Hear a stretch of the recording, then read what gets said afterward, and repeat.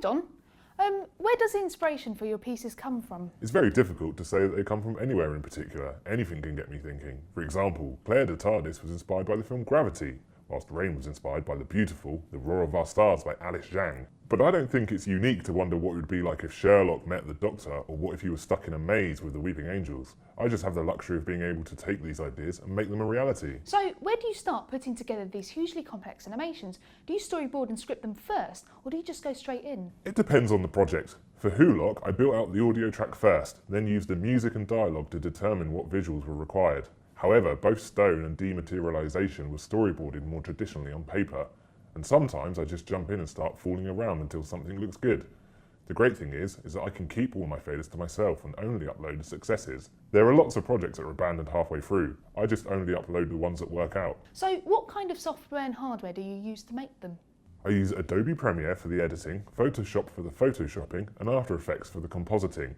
When it comes to the 3D aspect, I use Autodesk Maya with Mudbox on the side. And of course, Video Copilot's plugin Element 3D has been a massive shortcut when it comes to rendering something quickly. Almost all of Decade was done within Element and would have been practically impossible without it. As for hardware setup, no idea, sorry. I'm not a hardware guy, it's a PC, that's all I really know. So, your biggest video so far has been Wholock, where the Doctor and Sherlock finally meet. How long did it take to make, and are you pleased with the response from the fans? It took about 3 months from start to finish. At the beginning it was just something to do in my spare time, but by the end it was practically a full-time job. I considered giving up many times, but once you've poured a few hundred hours into a video like that, you just want it to be finished, regardless of how well it will be received. The reaction has been absolutely insane.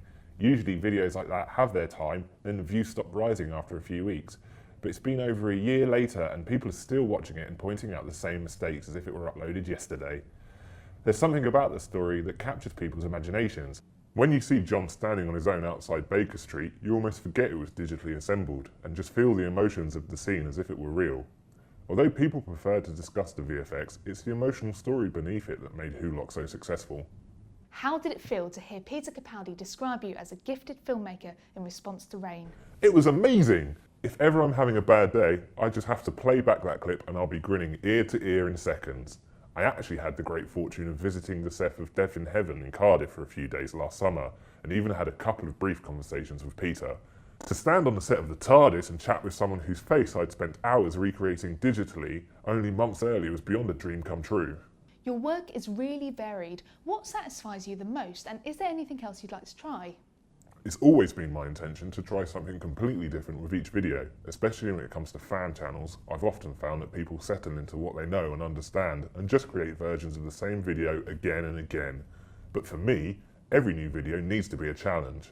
I know I found a good video idea when I think, how the hell am I ever going to do that? The fun is learning a new skill or program that you've never even tried before. Which of your projects were the most challenging, and has any taken a ridiculously long time to render? Each project is challenging in its own way. Some are technical feats, such as Stone, which took over 300 hours to render across 4 computers. Some are emotionally challenging, such as Wholock, which absolutely destroyed me for those last few weeks.